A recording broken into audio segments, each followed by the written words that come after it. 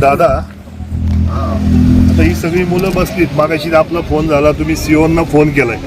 होय. मग आता सीओने आपल्याला काय सांगितले? हा जो विषय आहे ज्ञानदा एज्युकेशन सोसायटीचा, हो, यांनी UDISC अंतर्गत जी शाळा चालू केली होती, तर ते 2024 त्यांनी ही शाळा बंद केली आणि महाराष्ट्र शासनाने CBSE बोर्ड नावाने नवीन शाळा त्या ठिकाणी मंजुरी आली. हो, परंतु RTEच्या माध्यमातून 25% जर शासन निर्णय त्या सवलतीच्या दरामध्ये म्हणजे मोफत शिक्षण देण्यासाठी 25%च्या अनुषंगाने ज्या मुलांना ऍडमिशन द्यायला त्या ठिकाणी त्यांना माध्यमिक शाळा म्हणून त्या ठिकाणी परमिशन देण्यात आली.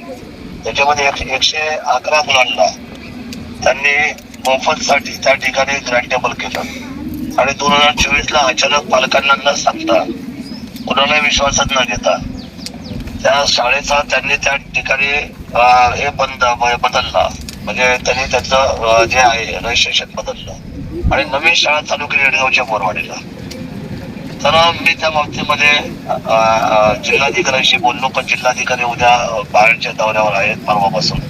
परंतु मी आपल्या जिल्हा परिषदचे जे CEO आहे डॉक्टर गजानन पाटील म्हणून, त्यांच्याशी मी आता बोललो. ते मला म्हटले की लहान मुलांना आणि पालकांना आपण आश्वासित करा आणि तुमच्या अनेक जबाबदार काही आपण तिथल्या घटकांना कोणतीतरी समजा जबाबदार व्यक्ती असेल, जिल्हा परिषदवाले असेल, कोणी असेल, तर त्या पालकांना घेऊन आपण जर 11 वाजता जर माझ्या दालनामध्ये आलात परवा दिवशी शुक्रवारी, तर या बाबतीमधल्या मी सगळा विषय समजून घेऊन त्याच्यामध्ये पुढे कसं काय मार्ग काढायचा, काय निर्णय घ्यायचा, तर या बाबतीमधला हा सगळा विषय त्यांनी समजून घेतला फोनवर माझ्याकडून.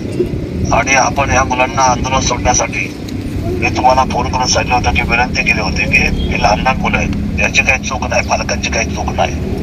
परंतु ही जी फसवेगिरी झालेली आहे वास्तविक हे व्हायला नाही पाहिजे, कारण लहान मुलांचा भविष्याचा विषय. आता कुणाच्या घरातलं लहान बाळ म्हटलं का प्रत्येक माणूस हा संवेदनशील असतो. प्रत्येक मुलाच्या बाबतीमध्ये आई वडील अतिशय भावनिक असतात आणि आज ही मुलं शिक्षणापासून वंचित होत आहेत. त्यामुळे अतिशय गंभीर बाब आहे आणि त्या गंभीर बाबसाठी मी सेवाशी बोललेलो आहे. माझी विनंती आहे आपल्या जुन्नर तालुक्यातील सर्व या पालकांना की ज्यांच्यावर हा अन्याय झालाय, फसवलेला आहे, या बाबतीतला रिपोर्ट सुद्धा आता शासकीय रिपोर्ट वरती जाईल आणि या मुलांच्या बाबतीमधला आपण चर्चा सेवाशी करावी.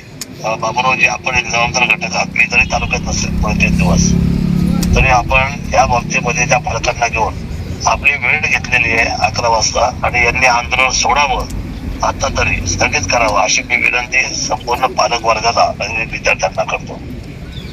आमदार साहेब, विषय असा आहे, त्यांनी 20 दिवसापूर्वी निवेदन दिलेलं आहे. प्रशासनाकडून कोणत्याही प्रकारची दखल घेतलेली नाही. आज सकाळपासून ते उपोषणाला बसलेले होते. काल शिक्षणाधिकारी त्या संस्थेमध्ये गेले. प्राचार्यांनी विद्यार्थ्यांना दमबाजी केली. त्या प्राचार्यांवर सुद्धा एक गुन्हा दाखल आहे. एका विद्यार्थ्याच्या आत्महत्येस कारणीभूत झाले म्हणून भोसरी पोलीस स्टेशनला. या बाबतीतली सखोल चौकशी केली जाईल. या मुलांना आणि त्या मुलांच्या पालकांना आणि या म्हणजे विद्यार्थ्यांना सुद्धा न्याय दिला जाईल, मी आपल्याला आश्वासित करतो. कुणालाही पाठीशी घातलं जाणार नाही. शेवटी हा विषय जो आहे, आता संस्थाचालक जे आहे ते शेवटी व्यावसायिक आहे.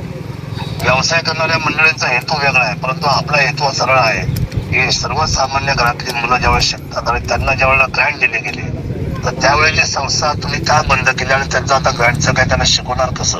मोफत शिक्षण करण्याचा त्यांना अधिकार खरं तर शासनाने त्या ठिकाणी त्यांना दिला होता, तसा आदेश आहे. आणि मग अशा ह्या 111 मुलांची जबाबदारी मुलाची आणि ज्या पद्धतीने दमबाजीचा विषय असेल तर आपण प्राचार्य गुन्हा दाखल करायला लावू. उद्या सीओची बैठक झाल्यानंतर या बाबतीमध्ये पारदर्शकता आणू. धन्यवाद. एक मिनिट, आता काय आंदोलन स्थगित होते? पालकांनो सांगा. स्थगित करावं. हो, बोला पालक म्हणून. आम्ही आता दादा, एक पालक बोलतोय. विषय असा आहे की तुळशीदास कोऱ्हाळे नारायणगाव. हां सर, विषय असा आहे की 1 तारखेला स्कूल चालू होणार आहे आणि परवा स्कूलमध्ये रिझल्ट आहे. तर BDO साहेबांनी जबाबदारी घ्यावी की जोपर्यंत आपला निर्णय होत नाही तोपर्यंत ही मुलं त्या शाळेत सुरक्षित बसून दिली पाहिजे, किंवा 28 तारखेला निकालासाठी गेल्यानंतर तिथल्या प्रिन्सिपलनी किंवा तिथल्या स्टाफनी या सर्व विद्यार्थ्यांबरोबर व्यवस्थितपणे म्हणजे त्यांनी कुठल्या प्रकारे त्रास नाही दिला पाहिजे. हा व्हिडिओ आम्ही सगळे आहोत ना, तुम्ही चिंता नका करू. व्हिडिओचा हे माध्यमिक आहे. हो हो हो माध्यमिक म्हणजे राज्य शासन, लक्षात घ्या. आणि हा जो विषय आहे हा सगळा जो आहे व्हिडिओच्या वर आहे. या साईडला गट शिक्षण अधिकारी म्हटलं राज्य शासनाचे हो गट शिक्षण अधिकाऱ्यांचा विषय व्हिडिओचा हा विषय नाही. तर मी आपल्याला आश्वासित करतो की परवाची बैठक जी आहे ती तुमच्यासाठीच घेतली, ते उद्याही घेतली असते किंवा आजही वेळ द्यायला ते तयार आहे आज सकाळी. परंतु आज असं म्हणलं की आज आपलं आंदोलन वेळ झालाय, जायला घ्यायला उशीर हो होईल. हो दादा हो तर आपण उद्या रामनवमी आहे, रामनवमीला सर्व ऑफिसेस आणि सरकारी कार्यालय बंद आहे. बरोबर दादा. त्यामुळे माझी विनंती आहे की सकाळी तुम्हाला अर्ली मॉर्निंग ज्या वेळेला ऑफिसेस चालू होतात परवा सकाळी त्यावेळेला तुमचं सगळं म्हणणं मांडायला हं. आणि तुम्ही ते लेखी अर्ज घेऊन जा, कोणी नका जाऊ. हो हो दादा. ऑन रेकॉर्डवर जा आणि सन्माननीय तिथं आमचे बाबूरावजी पाटील जे आपल्याला माहिती की लोकनेतेमधील काम करतात सर्वसामान्य जनतेबरोबर, तर ते तुमच्यावर यायला येतील ते मी त्यांना सांगतो. हो हो मी स्वतः असतो तर मी आलो असतो, पण मी नेमकी फॉरेस्टच्या काही विषयावर माझा दौरा ठरलेला आहे शासकीय, त्यामुळे मी इथे नाहीये. चालेल दादा. त्यामुळे मी तुमचे सगळे नियोजन केलेलं आहे. आपण जा बिंदास हो. आणि कुणाला घाबरून नका. तुम्ही काही काळजी करायचं काही कारण नाही. नाही दादा. ही लोकशाही आहे, प्रबळ लोकशाही. ही काही गुलामगिरी नाही कुणाची. नाही दादा, आम्ही मुलांच्या शिक्षणासाठी भांडतोय, बाकी काही नाहीये. नाही नाही, मग तुम्ही जे म्हणताय ना की आम्हाला भीती वाटते, तर तुम्ही चिंता करू नका. कुणाची दादागिरी सहन केली जाणार नाही, ना प्रिन्सिपलची, ना प्राचार्याची, ना कुठल्या शिक्षकाची. चालेल दादा. काय आलं, मुलं घाबरतात शाळेत जायला, त्याच्यामुळे बाकी काही नाही. तुम्ही चिंता नका करू. यू डोंट वरी. चालेल दादा. तुम्ही आपण बिलकुल आम्ही तर लोकशाहीसाठी तर काम करतो सर्वसामान्य जनतेसाठी. धन्यवाद दादा. आणि छत्रपती शिवरायांची भूमी आहे, तुम्ही कसल्या काळजी करता. चालेल दादा. आता आंदोलन थांबवत आहे. हो थांबवतो. दादा होय. आता हे सगळे पालक म्हणतात की आजचं आंदोलन आपलं स्थगित करतोय. हा, आता परवाची मीटिंग बघू आपण, त्यांचं काय येतंय सगळं आणि मग त्यानुसार आपण पुढचं ठरवूया दादा. होय होय होय. Yes, okay. शिक्षण हक्क आहे, भीक नाही. शिक्षण हक्क आहे, भीक नाही. व्हिडिओ माहिती नाही, सगळ्यांनी सोडा. शाळेला टाळा नाही.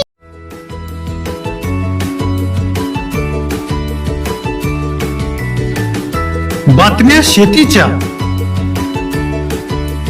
बातम्या मातीच्या, बातम्या अन्यायाच्या, गुन्हेगारीच्या,